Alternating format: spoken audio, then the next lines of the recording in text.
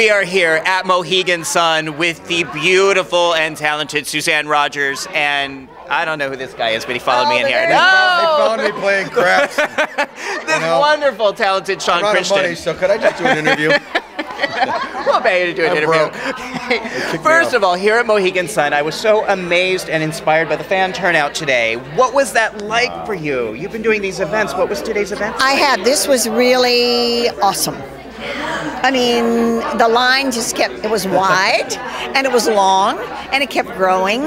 And you know what? The fans are so smart. They know exactly who you are. They know what your name is. They know who you're involved with. It's amazing. It always amazes me. It's like I've said, it's the cherry on all of our work. Well, of course, we all know and love Maggie. Yes. That is the one thing the fans can agree on. They can't always agree on very much, but the one thing we can always agree on is how much we love Maggie and how much we always want to see more of you.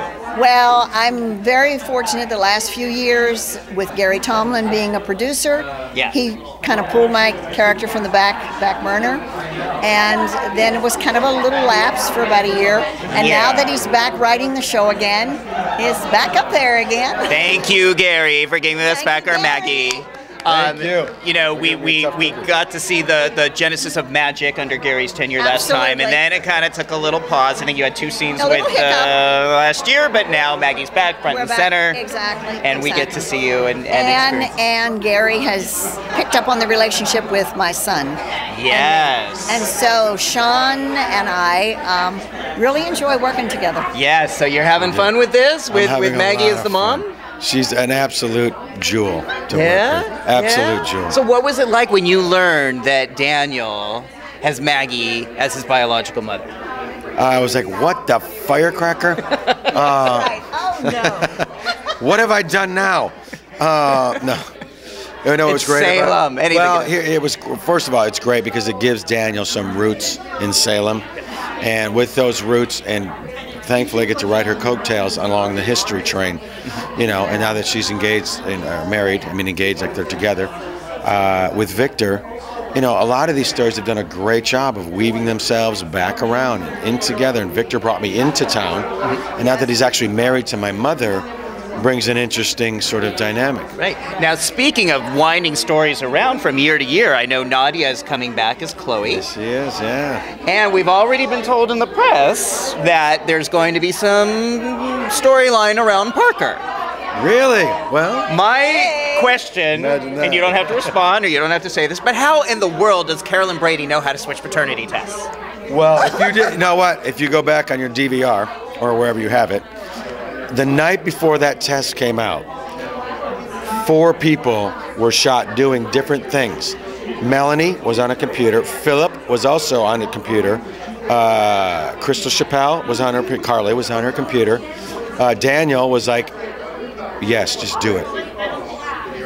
No, none of that was answered. That's right. None of it. So all of that raises the question and the possibility. You don't have to respond that Daniel could actually be the daddy, and Maggie would have a grandchild out there. Yes. Another grandchild, little Parker. A little Parker. A little Parker. Oh, well, it was so funny. When we first introduced Parker, they had a little baby, a teeny little baby, and it was like the baby I just loved the baby. So they kept saying, put Maggie and, you know, get her into the room. And the baby kind of didn't cry, and then they'd say, go to the next set, give the baby to the mother. And the mother was standing there and she said, just keep her. Because the baby was a little girl. They didn't have a little boy with her. And the baby I carried her from one set to the other. I mean, instead of the mother. I mean, it was like, you know, so the instinct is there. So it's going to be wonderful, and I'll love it, and yay. You know something I don't? I don't. Do you? I don't know a thing. He knows more than we do. I'm a fan, and I just see, sometimes you get to see the writing on the wall. That's all I know. You got the writing from the wall. Well, when you've been watching these beautiful people act I've been watching for 41 years. Sometimes you see these things before they act. Were you a zygote when you started watching? Yes, literally. Yes. That's before I came on. I know. I came on 37. I know. 38 years. Yep. Yeah. So before me. You have been now. No, you. Okay. Serious. We're gonna get into it off camera. Yeah. Really? Yeah. Wow. Yeah. Wow. Okay. Now, I know that you are a few months ahead of time in Salem. Here at Mohegan Sun, we're in September in Salem. I think you're in Christmas. But Yes. what, if anything, can you share with us about some of the previews or some scenes coming up? I'm going to start There with you. is a wild ride all the way through up the holidays. I certainly know with my storyline, Daniel goes to extreme measures to protect Nicole and her baby. I mean, extreme, and is not stopping for anyone or anything, even his mother, to do what he needs to do. No one is going to stop him. Now, is Maggie and Victor, they've been getting more airtime, are they going to have some of this banter that we love so much? Well, this back and probably forth? yes, but a lot of the banter is with her son. Okay. Oh yes, because Great scene you both did. I was talking about this earlier. I'm going to defer to you on this, but literally it was like a play because it was the three of us. It was like a delicate balance. It was just like that. It's a dysfunctional family. These two are trying to help their son, trying to stop him from doing something that he desperately needs to do.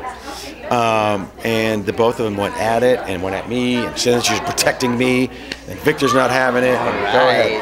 That's great. I That's mean, great. it's toe to toe. Let's put it that way. I love that. And People don't always realize you know? Maggie can do that. Maggie can get in there. yeah, She can. If I could She say does. what Maggie Yes. does to her son, I'm just saying. say The it. nurse recently I said, got a "Don't little mess with the one. red." Don't mess with the Don't mess redhead. with the red. Maggie's not having it. No. That's not having it. No. Now, as far as I can remember, and again, my memory of the discovery of you being Maggie's son is a little shady, but did we ever establish who the biological father is? You might have to guess Victor that one, because it's true. I don't know. Okay. We have not really. We discuss it Don't know. briefly in backstory, Yeah. but nobody know. I don't We know. don't know whether anything. I mean, the reason I asked Too. is because, well, you know, if Maggie's eggs were being played fast and loose in Salem, no offense, but that was also around the time Stefano came to town. That's right. And it wouldn't be surprising Yes. if Stefano had something to do Yes. Yes. yes. with that whole Fertilization. or Victor. mess up. Well, Victor seemed to know a lot So more than he he's seemed saying. a lot more than he's saying. Yeah. Yeah. So is it possible you're a little Kyriakis? Kyriakis Or a little Demera? Anything is possible, but you're not the first person to speculate on Yeah, that. right. No, I don't know either. That would be crazy. Could you imagine if I had Demera and Kyriakis blood in me? Oh my Lord. That would explain a lot of my behavior in the past. He's kind of a devil and he's kind of an angel. We don't, you know. And he's been referred to as a man whore more than once on the show. Truly, we've not, we're making no bones about that. Right, right. No, but it was misunderstood, man whore, but they didn't want me to. Well, no, he wasn't getting paid. That's, I get money. that's the difference. Okay. Zach, thank you for clearing that up. Not a complete whore. Yes. I enjoy a good time. Yes, exactly. I'm a full service healer. I care too much. There you go. So, Suzanne, Yes. after nearly 40 years Yes. of bringing to life this character, what Yes. still keeps this work challenging and invigorating for you? First of all, I love my character. I love my job. I like to work. I've, started out very meagerly as a dancer and studied very hard. And I think it's who I work with. I so love to experiment and I love new people. And for the longest time, I only had one person to work with. And so when that character was written off the show, then all of a sudden a whole new world opened up for my character and for me. So it was, listen, you can't do something for 40 years and not bring a lot of you into it. So that's kind of how I am. And I loved Melanie. I love Daniel. Jennifer is just like my daughter. I mean, so it's just the way things, I have to make them very personal to make them work for me. Everything is very close to the surface. I think that's why we're in the business we're in. I mean, some days are harder than others, but usually they're right there. The feelings, the emotions, everything is right on the surface. And it's true. Shawn will say to me, "Don't look at me, just stop it," because there'll be certain things I'll see, I'll just look at him and he's my son.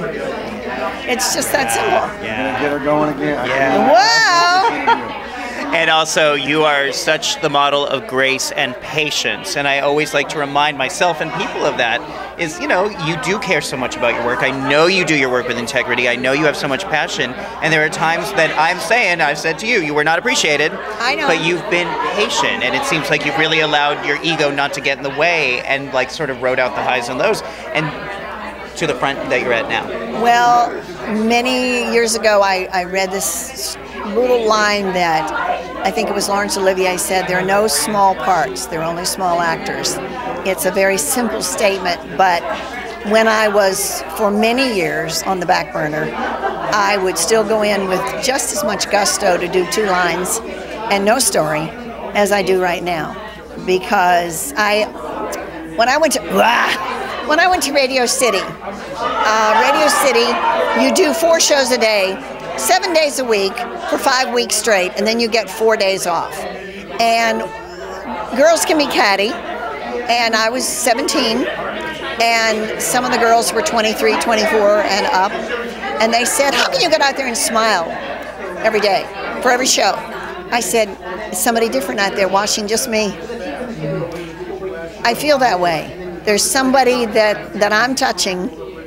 That's it. And you are. God. And you have, and you got to meet a lot of the people today whose lives you've touched. Thank you. The only thing left that I want for Maggie is to get some of those beautiful outfits back. Because for a while she was wearing these gorgeous ball gowns, and she didn't necessarily have a reason to be wearing them. She just had this gorgeous ball gown. I want to see some of those gorgeous ball gowns. Husband, come on. I know. Now that Victor is her husband, you'd think she'd be wearing these gorgeous dresses in Salem Square. But you see, the budget's been cut. I know. We know all of that, so we do the best we can. Yes. And hopefully they're not looking at what I have on, but what I'm doing. And in your case, it's the opposite. We want to see less on. Then we don't want to, just less is more. My with you. wardrobe's getting smaller. That's right. That's what we want. More beautiful ball gowns. I just want to see him come in a white coat and nothing else. Yeah. No, you're his mother. You can't say that. I can say that. Just a doctor coat? Oh, yes, I can. Well, on that note, we're going to wrap it. I'm gonna look this clip up. You would love it. You would love it.